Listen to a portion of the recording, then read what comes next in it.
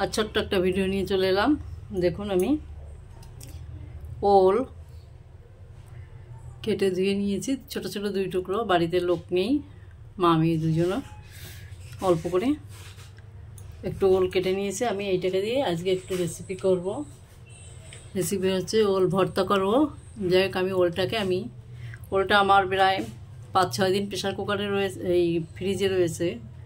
যেহেতু গলতে অসুবিধা হতেও পারে, গলার ব্যাপার আছে, যার জন্য আমি এটাকে প্রেশার কুকারে দিয়ে একটু সেদ্ধ করে নেব। তারপরে আমি ভর্তাটা কী করে তৈরি করি সেটা তোমাদেরকে দেখাচ্ছি।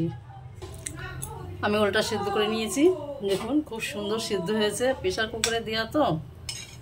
এবার আমি ভর্তাটাকে কী করে তৈরি করব দেখাচ্ছি। আমি গ্যাসে কড়াই বসিয়ে দিয়েছিলাম, কড়াইটা গরম হয়ে গেছে। আমি এখানে দিয়ে দিলাম একটা তেল, 2-4টা জিরে দিলাম,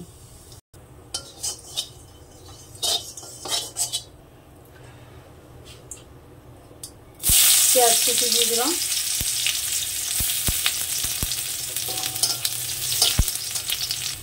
স্বাদ অনুযায়ী লবণ, সামান্য একটু হলুদ দিলাম, 3টে লঙ্কা দিলাম, আবার একটু ভেজে নিচ্ছি। দেখুন পেঁয়াজটা আমি সুন্দর লাল লাল করে ভেজে নিয়েছি, লঙ্কাও সেদ্ধ হয়ে গেছে। এবার এখানে আমি ওলটা দিয়ে দিলাম, গ্যাসটা একদম ছোট করে দিলাম।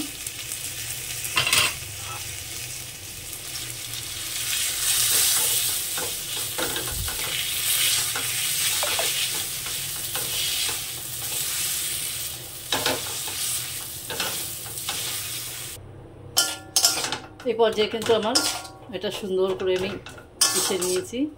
আমার গ্যাস কিন্তু এখন অফ। এবার এখানে দিয়ে দেবো আমি একটু ধনেপাতা কুচি দিয়ে এটাকে সুন্দর করে মিশিয়ে নামিয়ে নেব।